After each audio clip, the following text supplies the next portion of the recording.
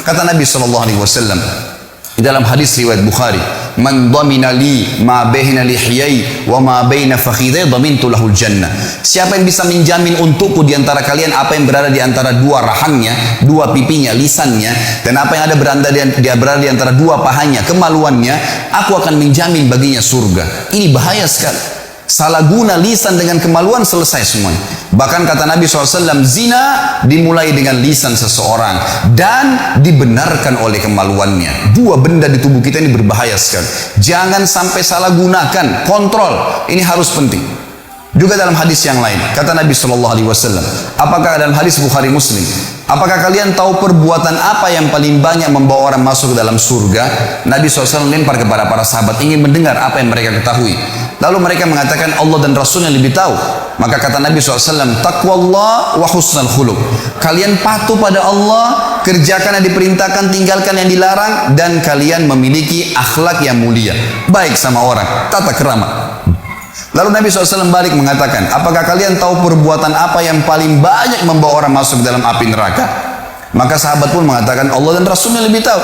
Kata Nabi SAW, al-fammu wal-farj, mulut seseorang dan kemaluannya. Ini dua benda yang paling banyak membawa orang masuk ke dalam api neraka. Saudaraku, sibukkan lisan kita dengan kata-kata yang baik. Semuanya, para ulama kita, kalau mereka diam, maka mereka berzikir.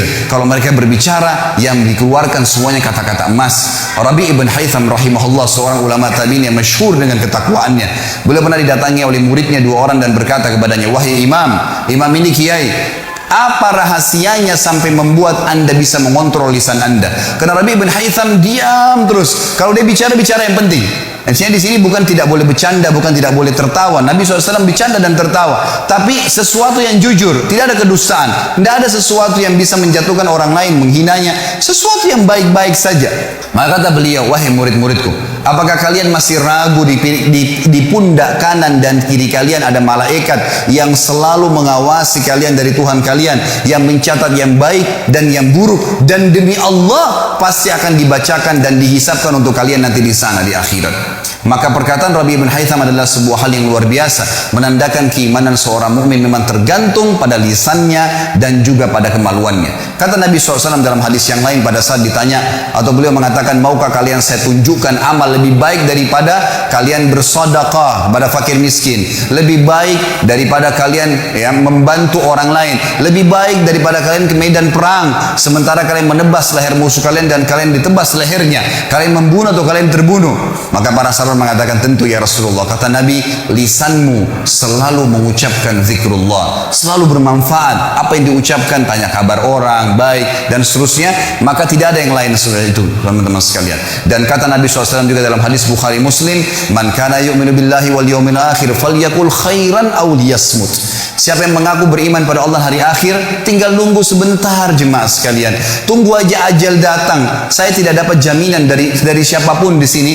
Ujung masjid ini tiba-tiba sekarang ada malaikat maut datang mencabut roh saya dan saya jatuh tergeletak tiba-tiba. Ini bukan doa tapi bisa saja datang. Kemudian saya meninggal. Orang cuma mengenal Khalid Basalamah pernah ceramah. Cuma seperti itu saja. Dan begitu bisa terjadi pada anda semua. Bukan berarti orang harus masuk ruangan ICU baru kemudian dia meninggal dunia. Setiap saat dan semuanya akan ada hisapnya, saudaraku.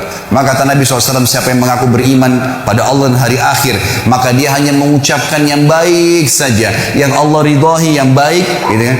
Atau dia diam, tidak usah ucapkan yang lainnya. Maka harus kita ambil pelajaran, dan tentu masih banyak hadis berhubungan dengan masalah ini, tapi saya rasa saya cukupkan dengan ini, saudaraku.